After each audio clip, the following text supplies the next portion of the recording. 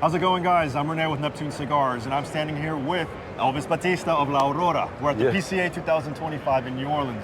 Elvis, thank you so much for being with us today, man. Always glad to be part of you guys. How's the show going so far? Amazing show. We have some new stuff to show everybody, so you guys as well. And the show's just been busy, steady and busy as we like it. And that's only the first day. We're just exactly. Yes, sir. How do you like New Orleans?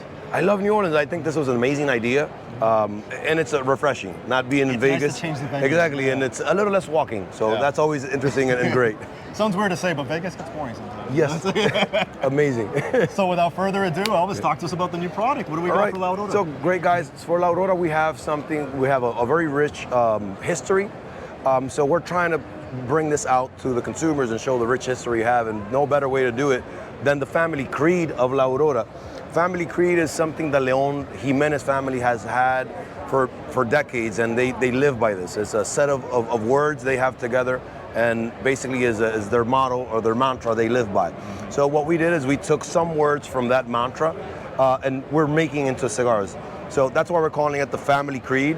And the first cigar of this line is going to be the Fuerte Sol. So the Fuerte Sol is a San Andres Maduro wrapper, which is one of the first as well. We don't have any other cigar like this in our portfolio, and also is the only box press we have. So that's also a second new.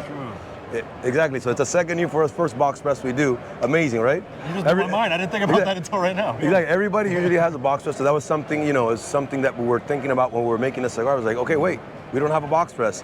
The whole idea about this family creed is we wanted people to smoke it and the first time to see it and be like, this is not usual from them. Because we want to show we keep growing as a company and we keep evolving into different things. And I think this is a part of the new dawn of La Aurora, what we've been trying to do with the 120th.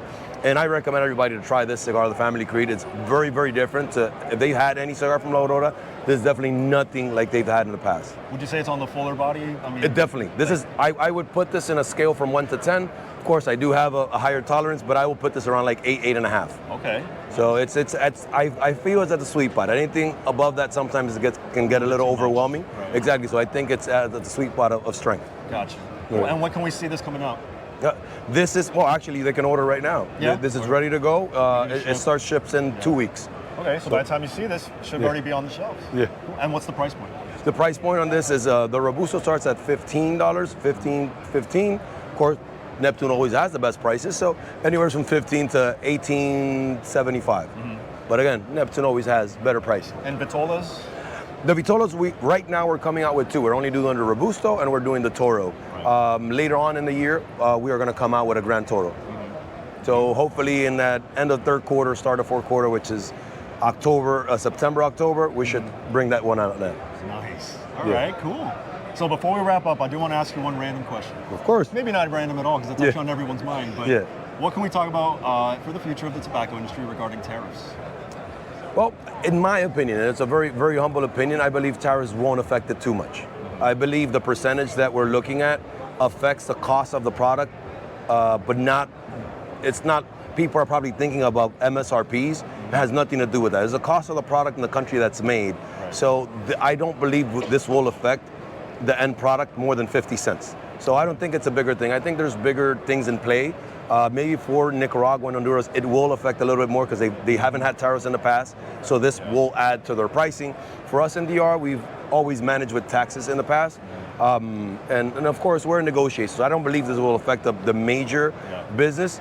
And there might be other things in Dominican Republic, like, they're going to raise minimum wage and other things like that might affect later on. But for the moment, I don't think it would affect much. Yeah, so there's a lot of variables that are into play and uncertainties for the future, but for the consumers, there shouldn't be too much worry. They shouldn't be too much worry with that. Again, I mean, if it does affect their end products on cigars, they might see a change of like 50 cents. Right. So in some of these companies, and like us in this case, we will absorb the 50 cents. It's not a huge thing. Excellent. Elvis, thank you so much for your time. Always love to see you guys. Always. Stay great, guys. Thank you guys for watching, and we'll catch you at next year's.